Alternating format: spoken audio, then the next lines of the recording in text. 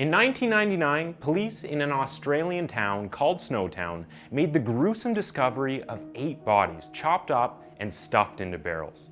These murders soon became known as the Snowtown Murders and have since become one of the most famous serial killer cases in all of Australia. Welcome back to Twisted Minds. My name is James, and today we look into the case of the Snowtown Killers, a gang of heinous murderers that have tainted the town in Adelaide and have destroyed dozens of lives in the wake of their spree.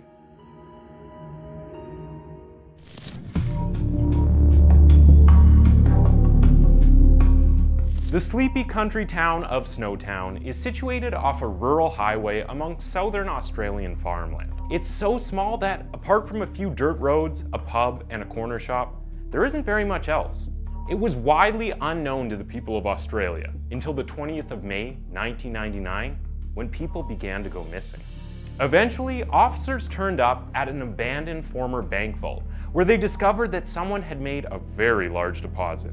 Inside the vault, 6 large plastic barrels were found, with the remains of decomposing bodies that had been mutilated and filled with acid. Because of the number of human body parts found, it took extensive scientific tests to establish how many bodies there were.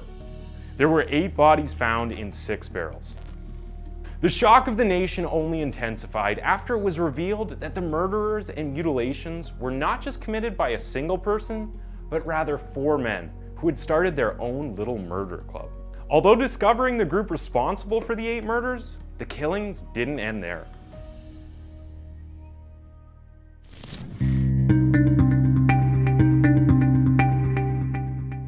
The 4 men responsible for the murders were John Bunting, Robert Wagner, James Vlassakis, and Mark Haydon. John Bunting, the leader of the gang, was born on the 4th of September 1966 in Inala, Queensland. Experts believe that he had shown all the telltale signs of a serial killer from childhood. He was disruptive, a bully, and enjoyed torturing and killing animals. Bunting grew up with a burning hatred for pedophiles and gay men, something that he blamed on the sexual abuse inflicted on him when he was just 8 years old by his friend's older brother. In fact, this hatred ran so deep that he kept a chart tracking the names and personal information about people he believed to be suspected of being pedophiles or homosexuals. Most of these claims had no evidence at all and were mainly based on rumors or people he thought were homosexuals. He would often call the people on his list and abuse them, threatening them with murder. He called this chart his rock spider wall, which was a reference to the Australian slang term for pedophiles that is mostly used in prison. Despite being troublesome as a child and pure evil as an adult, Bunting has been described as charismatic, kind, compassionate, and a good listener. It was this likability and social skills that allowed him to befriend people and make them feel connected to him, something which would eventually lead to them doing anything he said. As mentioned before, however, this kind-appearing man harbored some psychopathic tendencies. From an early age, Bunting was fascinated with weapons and how to inflict the maximum amount of pain. He even killed his friend's dog once, just for fun. He was also obsessed with the idea of destroying bodies, which led him to work in a crematorium. He also killed and skinned cats, and bragged about how much he enjoyed slaughtering animals at a meat company he briefly worked at. All of this man's attributes turned him into the perfect storm when it comes to creating a serial killer. He was charismatic and a manipulator. He was obsessed with pain, death, and mutilation. He had deep-seated trauma and hatred, and he didn't care for anyone but himself.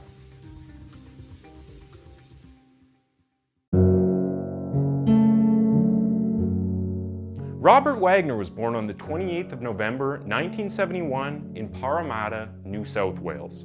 Like John Bunting, Wagner also had a hatred for pedophiles and claimed the only reason he helped with the murders was because he was trying to do good. At his trial, he said pedophiles were doing terrible things to children. The authorities didn't do anything about it. I decided to take action. I took that action. Thank you.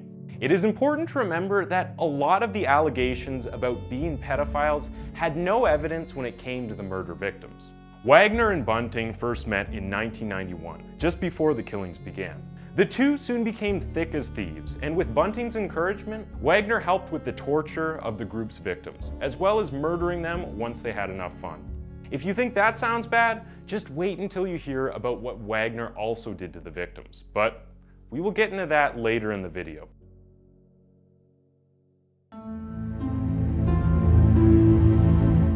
James Vlassakis was born on the 24th of December, 1979, and is the stepson of the group's ringleader, Bunting, who was married to Vlassakis' mother, Elizabeth Harvey.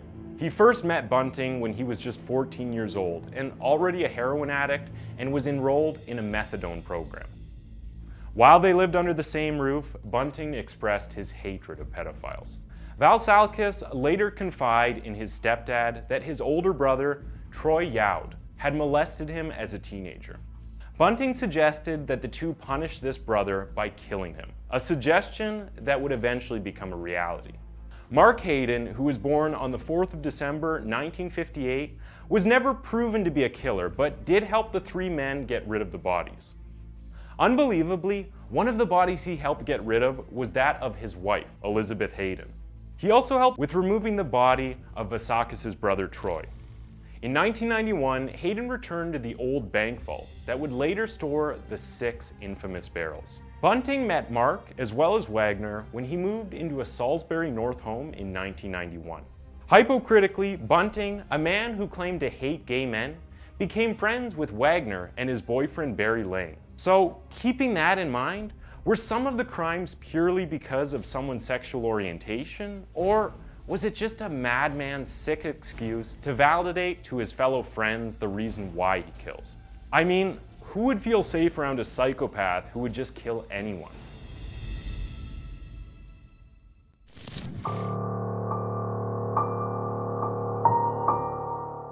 Most of the victims of the Snowtown Killers were friends or acquaintances of at least one of the group. Some were relatives, sometimes living in the same house as one of the killers. Some were people the gang befriended and lured to their death.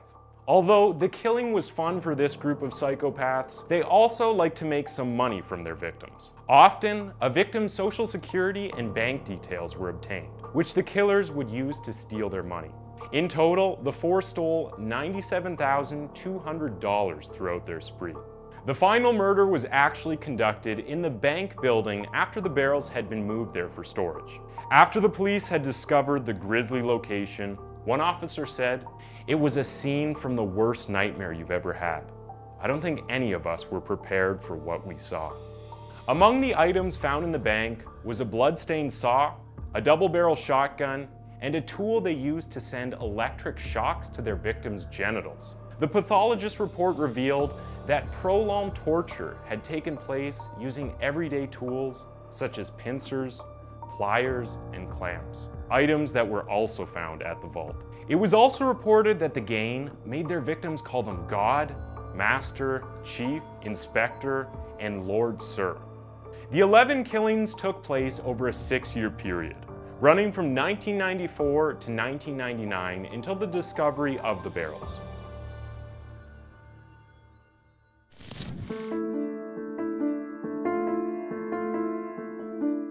22-year-old Clinton Trezzi was the first victim of John Bunting, whose body was found buried in a town near Adelaide in 1994. He was killed by Bunting with a hammer after being accused of being a pedophile. Ray Davies lived in a caravan on an island of a pensioner named Susanna Allen and was accused of sexually abusing her grandchildren. In an act of vigilantism, Wagner and Bunting garroted their victim with a piece of rope and a tire lever. This was after a lengthy period of having his genitals hit with clubs in a bathtub and having his toe completely crushed with pliers. Elizabeth Haydon, the wife of the gang member Mark Haydon, was apparently killed after she turned down Bunting for sex. Although Mark didn't kill her, he still disposed of the body. Now, how warped must you be to help Bunting, the man who killed his wife, after trying it on with her?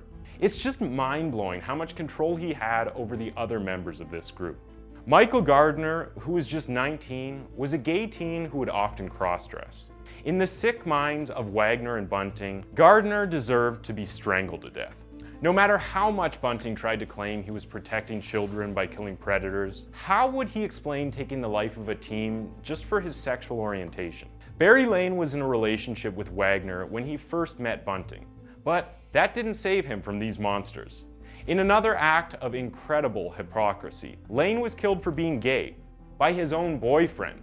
Lane was tortured and strangled before his body was wrapped in carpet and placed in one of the barrels.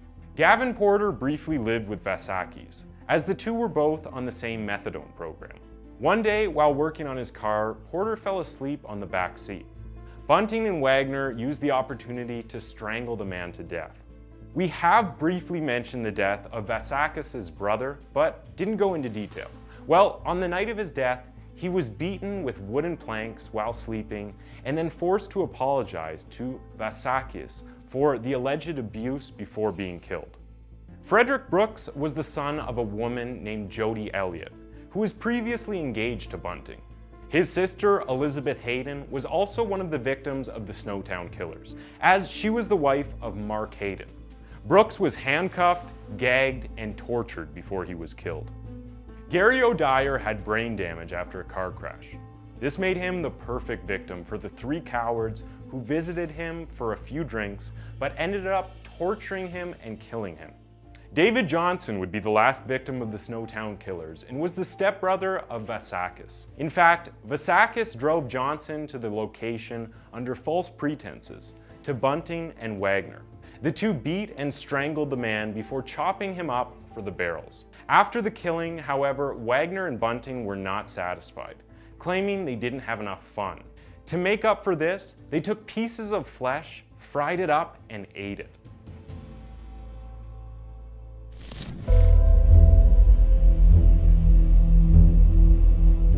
Although the group are known as the Snowtown Killers, only one of the murders actually happened in Snowtown. The rest happened in different places across Australia.